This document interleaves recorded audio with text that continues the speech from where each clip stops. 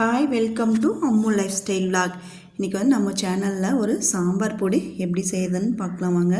சாம்பார் பொடி நல்லா மணமாகவும் சுவையாகவும் நல்லா நிறம் கொடுக்குற மாதிரி இருக்கும். நல்லா சூப்பராக இருக்குங்க சாம்பார். இது எப்படி செய்யுதுன்னு பார்க்கலாம். கடாய் வச்சுக்கோங்க. 350 கிராம் மல்லி. இந்த மல்லி வந்து நாட்டு மல்லிங்க, பழைய மல்லி. நல்லா கொஞ்சம் மணம் வர வரைக்கும் நல்லா வறுத்துக்கலாம். சிம்மில் வச்சுக்கணும். தீ வந்து ரொம்ப இதாக ஸ்பீடாக வைக்கக்கூடாது. கொஞ்சம் சிம்மில் வச்சுட்டு நல்லா லைட்டாக வறுத்து மணம் வர வரைக்கும் வறுத்து எடுத்து கொட்டிக்கலாம். அடுத்தது 50 கிராம் துவரம்பருப்பையும் அதே மாதிரி நல்லா சிம்மில் வச்சு நல்லா நிறம் கொஞ்சம் செவந்து வர வரைக்கும் நல்லா வறுத்து எடுத்து கொட்டிக்கோங்க. நல்லா கொட்டிக்கிட்டு அடுத்தது உளுந்து கொஞ்சம் இந்த அளவுக்கு செவந்து வர அளவுக்கு வறுத்துக்கோங்க. அடுத்தது உளுத்தம்பருப்பு 50 கிராம். இதுவும் நல்லா செவந்து வர வரைக்கும் நல்லா ஒரு மணம் வரும். உளுந்து வறுக்கும் போதே நமக்கு ஒரு வாசனை வரும். வாசனை வர வரைக்கும் வறுத்து எடுத்து கொட்டிக்கோங்க. அடுத்தது கடலைப்பருப்பு 50 கிராம்.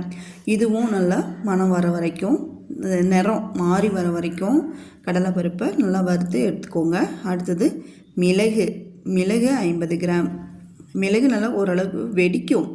கொஞ்சம் வெடித்து வர வரைக்கும் மிளகை வறுத்துக்கோங்க. நல்லா சிம்மில் வச்சு நல்லா மிளகு வெடிக்கிற வரைக்கும் வறுத்துக்கோங்க. அது ஜீரகம் 50 கிராம்.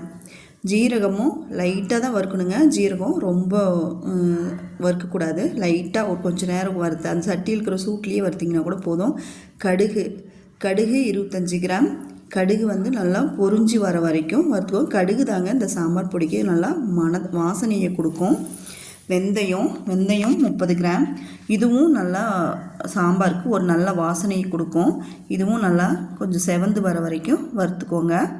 இந்த இதுக்கு தேவையான அளவுக்கு உப்பு, நம்ம வந்து ப்ரிசர்வேட்டிவ்க்கு எதுவுமே யூஸ் பண்ணாதனால இதுக்கு உப்பு ஒரு 30 கிராம் டு 50 கிராம் வரைக்கும் நமக்கு தேவையான அளவுக்கு சேர்த்துக்கலாம்.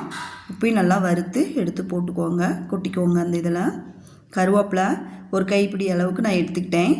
பச்சை கருவேப்பிலையாக இருந்தால் நல்லா வாசனையாக இருக்கும். அதனால் பச்சை கருவேப்பிலையே எடுத்துக்கிட்டேன். மிளகாய் வந்து ஒரு 500 கிராம் மிளகாய். இது 350 கிராம் மல்லிக்கு 500 கிராம் மிளகாய் எடுத்துக்கிட்டேங்க. மிளகாயை லைட்டாக வறுத்துட்டு எல்லாம் பெருங்காயம் கொஞ்சமாக ரீஃபண்ட் ஆயில் ஊற்றிட்டு பெருங்காயம் இதுக்கு 25 கிராம் பெருங்காயம் தேவைங்க.